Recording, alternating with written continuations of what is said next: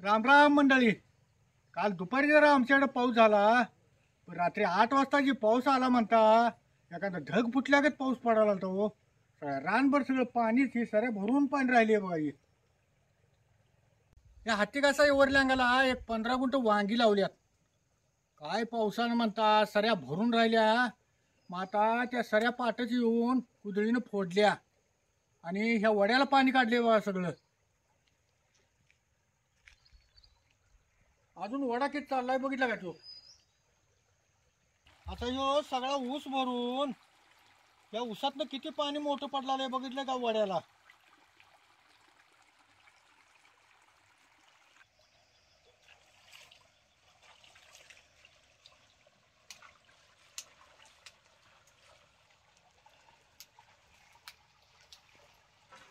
खरडा घालून झणझणीत भाकरी आणि त्याच्याबरोबर खायला सगळ्या डाळीचा तव्यातला झणझणीत डाळ कांदा करणार आहे. त्यासाठी अशा तिखट हिरव्या मिरच्या घ्यायच्या, तिखट कलरची, आणि बुटकी मिरची शेंगणार ती जरा तिखट असते, आणि एकदम लांबडी जरा पुट्टी वानाची असते ती जरा तिखट कमी असते.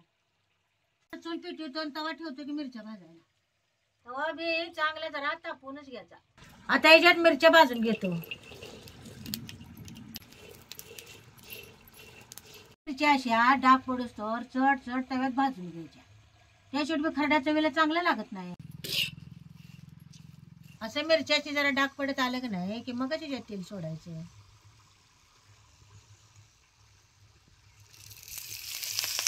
सोडलेला लसूण बी याच्यात घालायचा. मिरच्या संग जरा लसूण बी भाजून घ्यायचं, म्हणजे खरड्याला खमंगपणा येतोय. लसूण बी खरड्याला जरा जास्तच घालायचा. अशा मिरच्या लसूण असं भाजत आला की नाही मग याचे जरा जिरे टाकायचं, आणि जिरे जरा भाजून घ्यायचं. लसूण मिरच्या भाजत आल्या की नाही की मग जिरे टाकायचं. जिरा आधी टाकले खराब त्यात मग त्याचा वाज जातो. आता हे सगळं कसं चांगलं भाजलंय बघा. आता हे काढून घेते की मिरच्या तिखट आहेत ना, तव्यात भाजताना कसा ठसका उठलाय बघितला का. जरा कोथिंबीर तोडून घालते खरड्याला. अशी धेंड्यासकडेच कोथिंबीर घालायची खरड्याला. असं घरात असलं का नाही काहीतरी करू लागलं की स्वयंपाक बी चटक्यात होतोय आणि तिला बी मदत केल्या का होतोय. गरम मिरच्या येते का नाही त्यावरच वाटायच्या, म्हणजे लवकर वाटते. त्या गार झाले की चांबट होते, त्याने लवकर वाटायला बघत नाही. ती घोडी फिरलाली की नाही की आपण समजायचं ते पाऊस चटक्यात येणार आहे आता. आणि पावसाचं वातावरण किती झाले बघितलं का, आणि वारं बी त्या मार्क्यावरच सुटली बघा.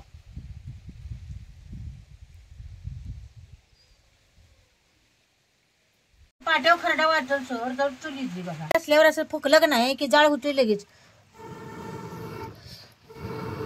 हो काय.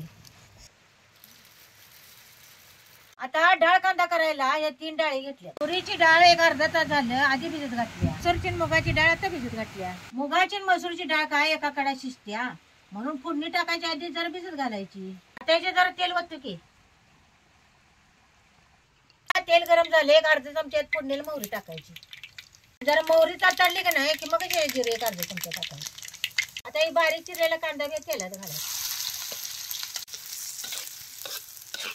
कांदा बी तेलात चांगला भाजून घ्यायचा. जेवढा तुम्ही कांदा घालशीला तेवढा डाळ कांदा चांगला होतो, म्हणून डाळ कांद्याला नाही जरा कांदा जास्तच घालायचा. आता निमर्द कांदा भाजत आला की नाही की मग यात टमाट घालायचं. टमाट संघाने जरा कांदा भाजतोय.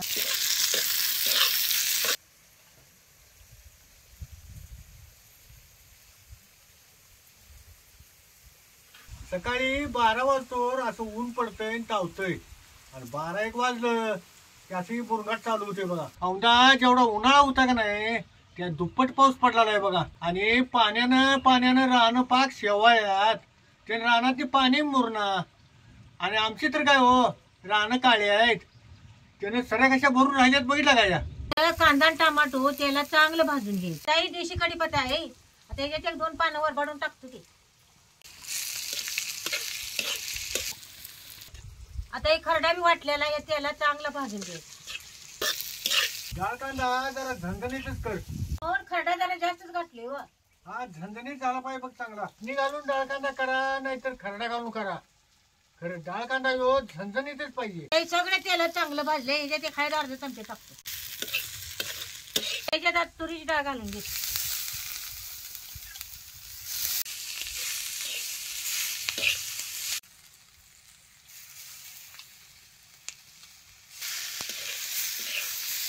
ही डाळ भिजत घातलेल्या तीच पाण्यात ह्यात ओतायचं. ती डाळ 1-2 डाव स्वच्छ धुवून घ्यायची आणि मग त्यात पाणी ओतायचं. आता याला चांगली खळखळून उकळून द्यायची. त्याला चांगली खळखळून उकळी आली. आता जर ह्याच्यात मीठ घालतो की. तुरीची डाळ शिजायला काय जरा उशीर लागतो या, म्हणून जरा आधी भिजत घातली होती. मुगाची आणि मसूरची डाळ काय 1-2 काड्या शिजते. त्याच्यात जरा कोथिंबीर टाकतो. आता डाळ कांदा जरा शिजलाय का बघतो की. हो काय जरा साधारण कणी राहिली. हो काय डाळ कांदा लय शिजवायचा नाही, साधारण जरा कच्च्यावर ठेवायचा, म्हणजे खाताना चांगला लागतो या. आता भाकरी करायला जरा पीठ चाळून घेतो. आता या पिठात हळद, ओवा आणि मीठ घालणार आहे. हे वाटून घेतलेला खरडा यात जरा घालायचा.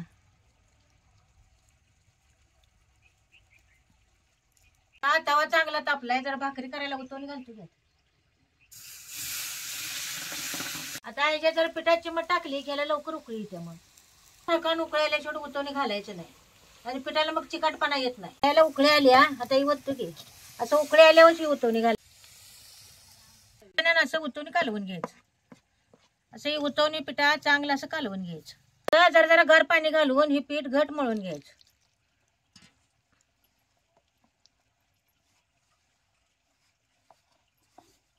भाकरी करायला पीठ जरा घटच मळायचं, लई पातळ करायचं नाही. पीठ घट मळून घ्यायचं. काही भाकरी करायला आपल्याला हुंडा करायचा तेवढं जरा जरा पीठ घेऊन असं मळून घ्यायचं पाणी घेऊन. आपल्याला केवढी भाकरी करायची तेवढा गोळा घ्यायचा.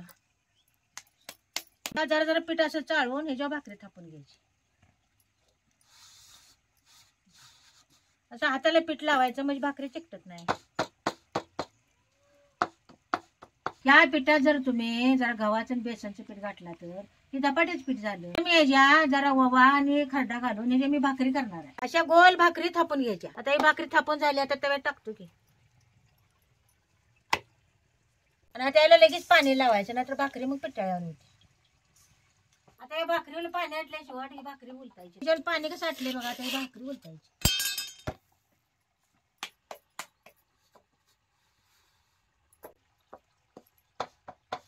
आता हे खालची बाजू भाजली का बघतो काय कशी भाकरी भाजल्या. हो काय आता हे वर चांगल्या आराव करून आराव भाजून घ्यायचं.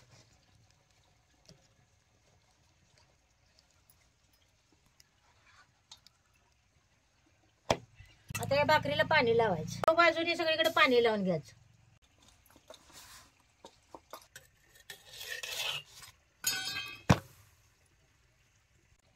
वरची बाजू आराव कशी चांगली भाजल्या बघा.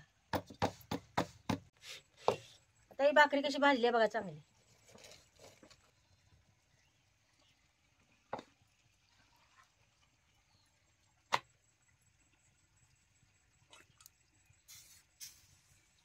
आता गरम गरम भाकरी भाजल्या. आता मला तर वाढ की ग. वाढू द्या काय तुम्हाला. वाढ वाढ जेव्हा मग भाकरी झाल्यात गरम गरम. आता या आरावर कशी भाकरी चांगली फुगल्या बघा. काही